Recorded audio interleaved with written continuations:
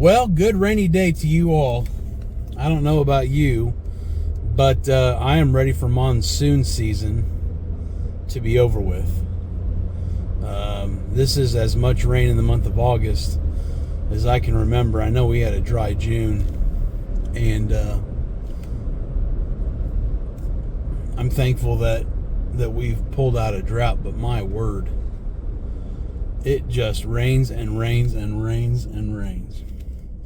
Today we are we're gonna get 4-inch by 8-foot posts for the H braces.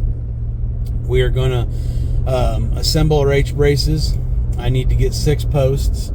I also do something a little different on my H braces that a lot of people do not do, so be on the lookout for that. And then we're going to start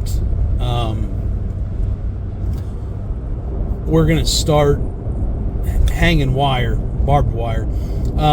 I've got a gate, and it's not finished. I've got to make some modifications to the gate. I'm using a wood gate that is sturdy and well built. I'm just not happy with the options that I have readily available, I should say. You can order anything off the internet, but I'm not happy with the options of gates. I do not like the tubing and welded wire on the gates. I like the gate that I have. It's just flat welded panels. I am just off the top of my head, probably like 1x4. However, so we're going to get a gate up and in place. That gate's not going to be permanent.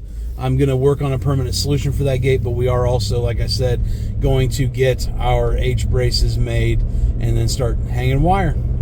So stay tuned. We're going to start setting the H braces, and we're going to do 3 H braces in a row. I've got 4-inch posts that are 8 feet long, and obviously, just like when I was picking posts, fence posts, I just want these to be as straight as possible. I always look for the thickest post I can find within that category. I forgot my tape measure and have gone back too many times to get it. So I'm going to set this on the inside, butt it up against, all the way against this, and then against that post. And then I'm going to cut off the large end. This end's a little larger, so it's going to look pretty uniform. So I'll mark there and cut it. Now, just like I picked the hottest day of the year to do everything, if I'd have brought my chainsaw out here and bragged about how I'm a steel man because they start in 2 poles, my chainsaw wouldn't start. So I'm just going to use a reciprocating saw, a DeWalt reciprocating saw, but we're going to get this measured up and get it cut.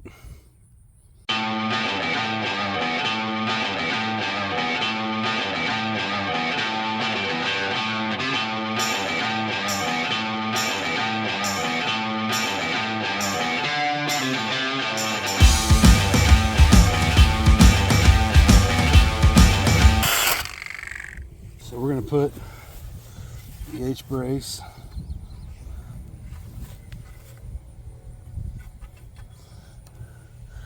right here. It's very precise measuring. Okay, that's where we're going to put the H brace. We got a 5-inch brace pin. We're going to find the center.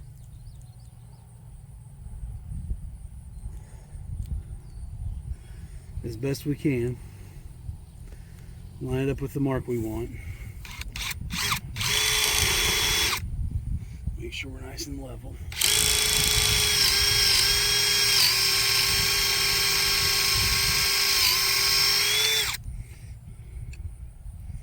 This is a new auger bit, so I'm trying to find my...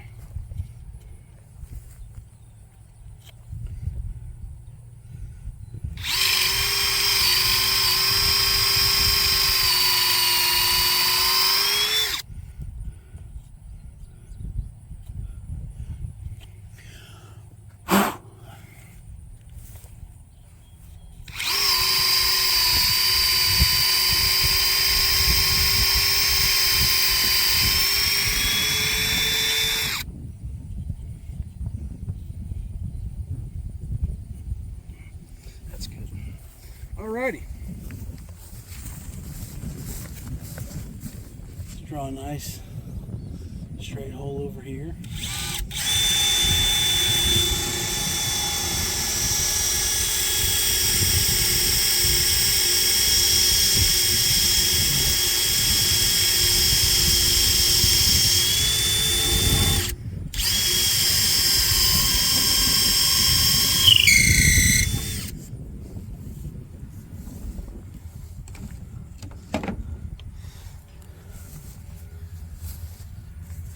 And we're going to set this H-brace.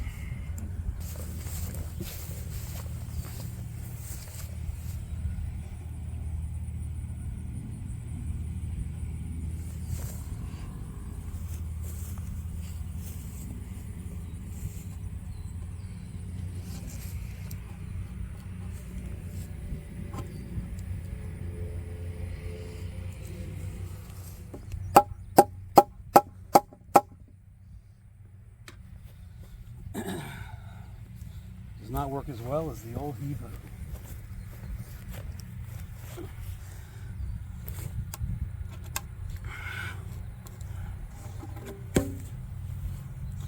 Alrighty. I'm going to level this as best as possible. So it needs to come up just a little bit.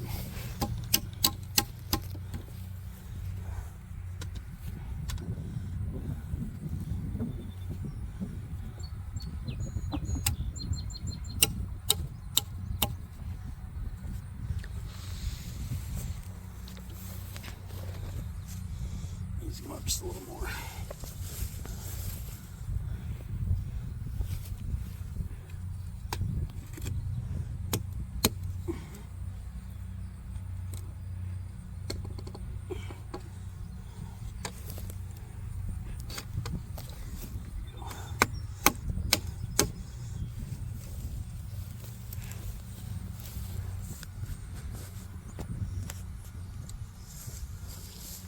It's worth it because you want it to, I want it to be level.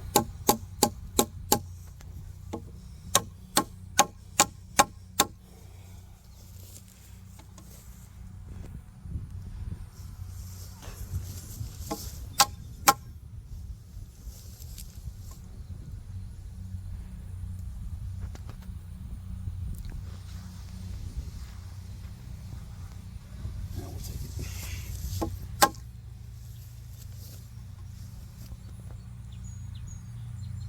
Yep.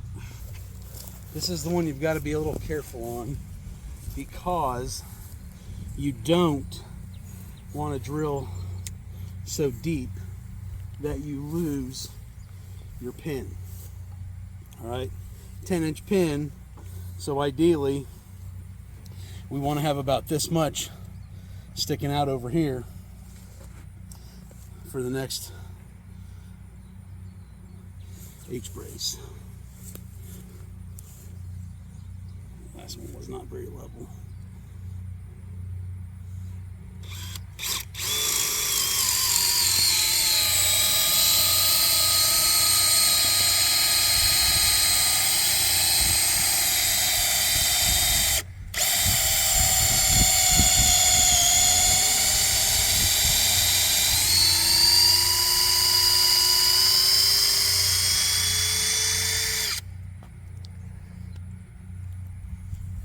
Sucker's hot.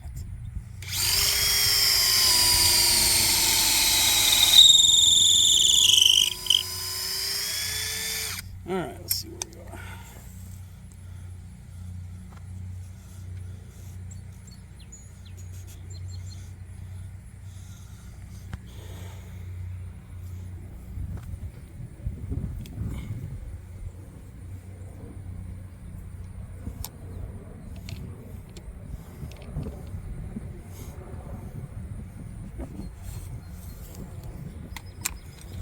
Just a little deeper.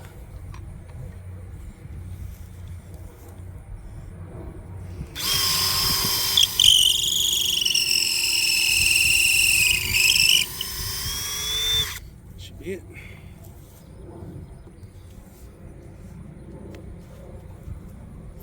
Perfect. And just like that, we are double H brace down. One more, and we will string up the tightening wire on this H-brace.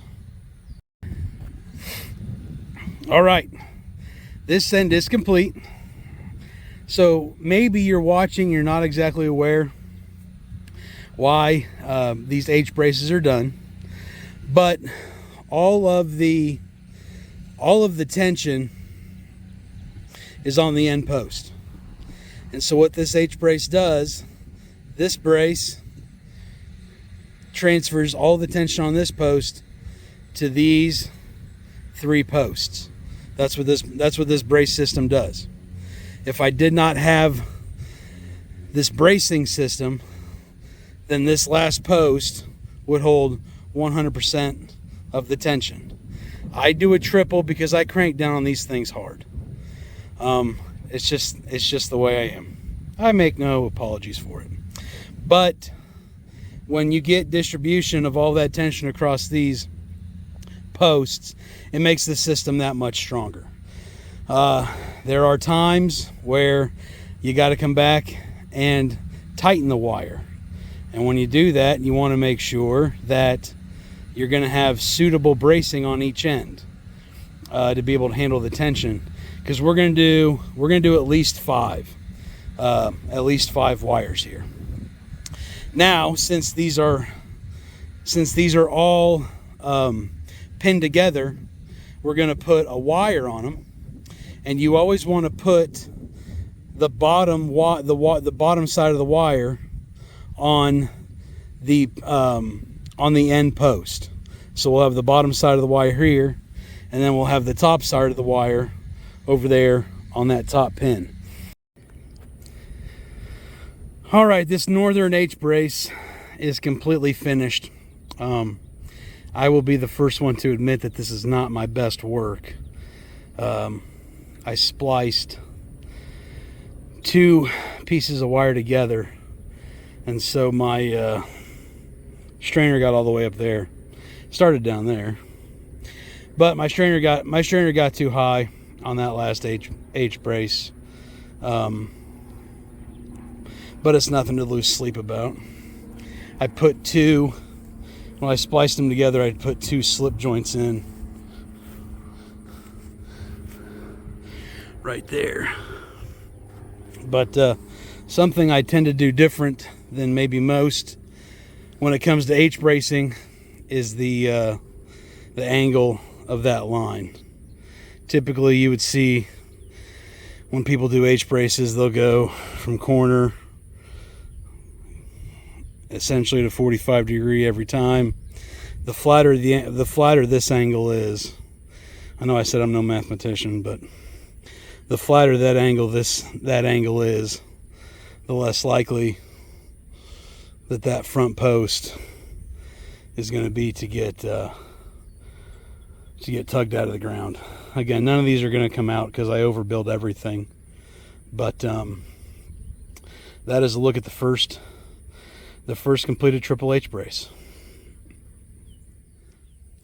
And I don't know if you guys watching possess this skill that I have. If you don't, certainly, don't feel too bad. But I have an innate ability to do projects like this when it's 93 degrees air temperature and 99 heat humidity.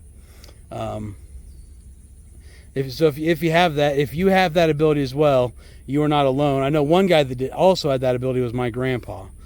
The hay had to be baled on the hottest day of the year. So if you're like that, you're not alone.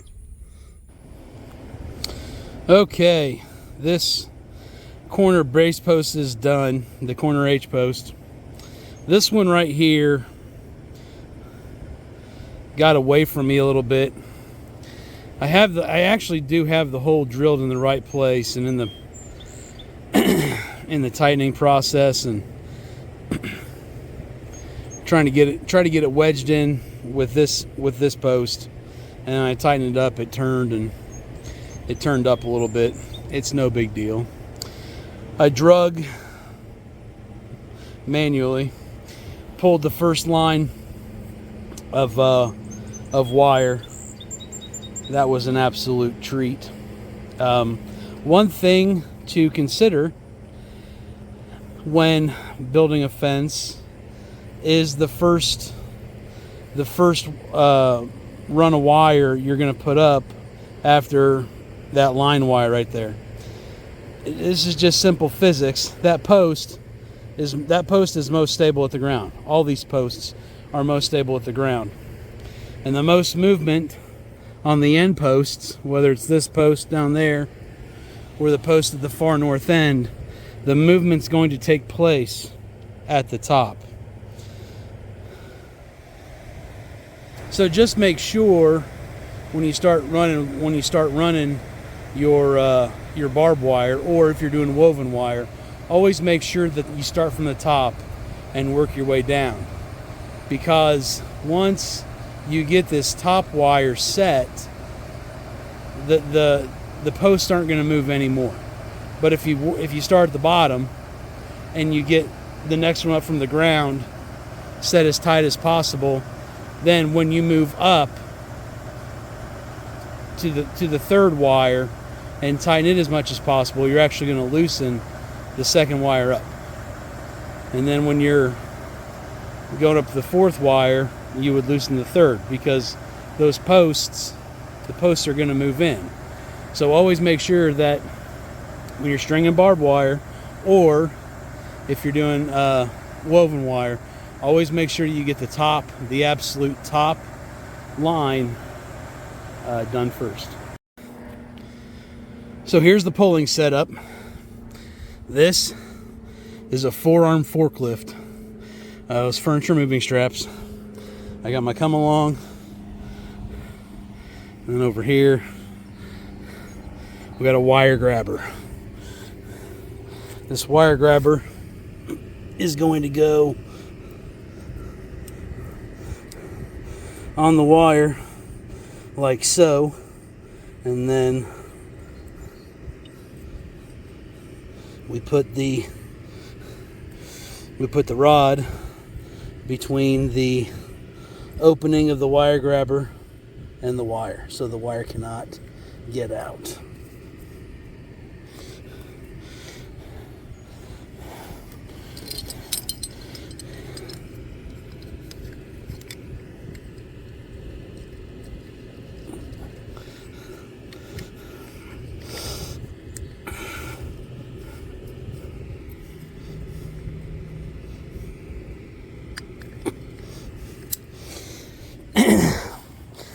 This may take a resetting or two on that wire grabber, because some spots we got that line, a 1.5 or 2 feet away from the posts. So we may have to reset that, but right now we're just going to start pulling out tension.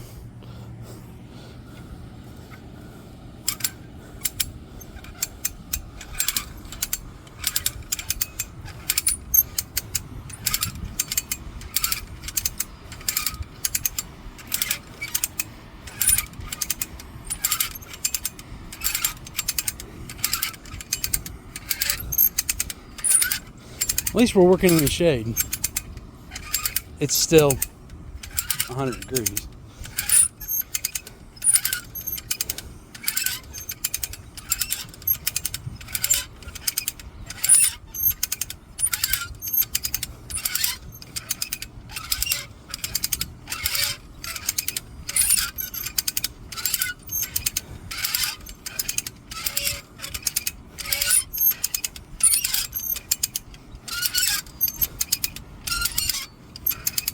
Okay, so I'm going to walk down the line. We're probably caught on some vegetation, but we're going to walk down the line and catch that. One thing I forgot to show is the tie-up at the other end. It looks exactly like that. I tend to double over, at least on the pole end. So I go around the post, go around a second time, and then give myself enough slack to go over. Well, let's see. This is 1, 2, 3, 4, 5, 6, 7, 8. So I went around that wire 8 times. But the setup looks similar. That's Actually, it's the same red brand wire, but that's my setup on the post. So this is the progress we have made. Keep in mind, as you tighten this is going to tighten, and it might feel like it jumps a little bit. And then every now and then, depending on the brand of wire, you might have some give on that knot. This is tightening up nicely. It's a heavy wire. This is the red brand wire. This is not high tensile. I run it along the top. I just kind of just always liked the way it looked, having the red barbs around the top. Call me what you'd like. But anyway, those are 2 pieces of 9-gauge wire. So I'm gonna walk the line and make sure that I don't have any part of the barbed wire caught up in the line wire, and also make sure that I don't have it caught up on the any part of the post. And a lot of times what I typically do, just to kind of relieve a little bit of the weight, find the middle point and go ahead and put a staple in, and it gets it up a little bit. That just might be something that's in my head, or there might be validity to that, I'm not sure. But just walk up and down the wire, take your time, there's no rush. The hard part's over with. The holes are dug, they're filled, they're tamped. I know that it's hotter than Hades, but we've worked so hard to make this as strong and as tight and as aesthetically pleasing as possible. I know it's not always about looks, but we do want to have pride in what we do, and we want it to look nice. So now's not a time to get in the rush. Just make sure that you're not caught up on anything. And then I'll probably come back down here to the middle and put a staple in.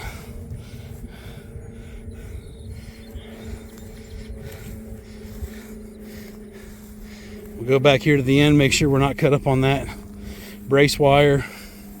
Make sure we're not caught up on any of the H braces. Looks like it is a little. There it is down there at the end. Just needs to come up on that second post. The posts aren't perfect. If they were perfect, they wouldn't do stuff like that on the end where it got caught.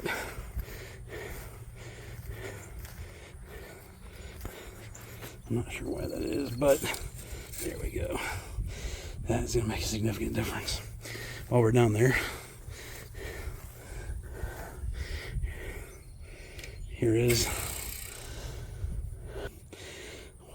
1, 2, 3, 4, 5, 6, 7, 8, 9, 10, 11, 12. It may be overkill, but moderation's for cowards.